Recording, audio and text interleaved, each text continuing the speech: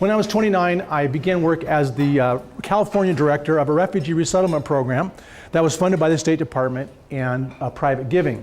With a staff of 30 and a $4 million annual budget, we helped about 1,500 people from Cambodia, Vietnam, Romania, and Ethiopia begin new lives in America.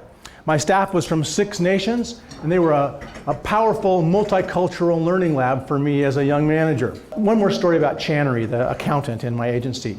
She had performed brilliantly on a big project. She'd structured the accounts, she was tracking expenses and income, she was reporting really efficiently and on time. As I said, she made me look really good with the Department of State, and I was glad to be looked at that way. So we were out to lunch together. She picked the restaurant, and I was on the hook for an expensive lunch. After we'd been eating and talking for a while, Channary said something that was completely outrageous and unexpected. She looked at me and she says, "Chuck, I see you as a prince of the earth." I quit chewing and said yes to myself. I said, "Yes, that's what I think when I look in the mirror in the morning." That's pretty much it. So I blurted out, and I said, "What are you talking about?" And she says, with a smile on her face and the gift of candor, "As I've gotten to know you, I've imagined how different our lives must have been. And what it was like, perhaps, for you to grow up with safety, with money, and a close family, healthy and happy, educated, with so many opportunities and good fortune. And you've done wonderful things with your life, sort of like a prince." Good feedback for the prince. Very specific, and gave me lots of room to improve. You know, rather than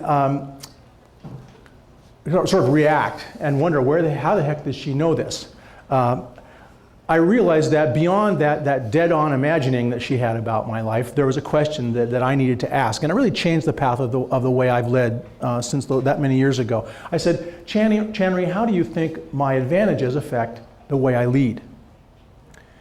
And she got another smile on her face, and I go, "Oh, here we go." And she said, "Chuck, you are such a good advocate for us. You work so hard, you get so much done. But sometimes I think you could listen and watch more carefully." More good feedback for the prince. From Channary, I learned that for me to lead from the inside out means that I need to pay attention to how people view my behavior and even look at me apart from maybe how I look at myself.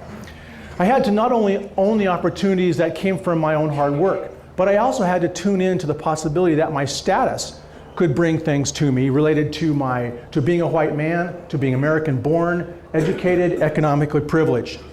For me, in all my leadership work since that conversation in 1985, I try to bring some measure of humility and teachability and focus on people whose lives might have been very different from my own.